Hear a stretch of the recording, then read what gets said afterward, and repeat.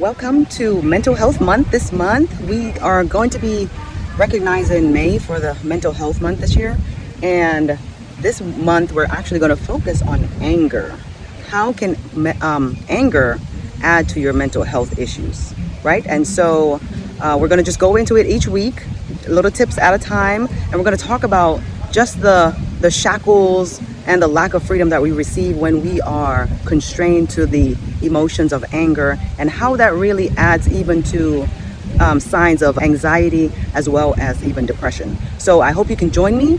And today we're out at the beach enjoying the beautiful water. As you see here, this adds to the process of your mental health, and just really being able to take the time and reflect and enjoy what God has given us, the sunshine, the fresh air, and just the beauty of nature for us to have, so that we can be great stewards of his body and his mind.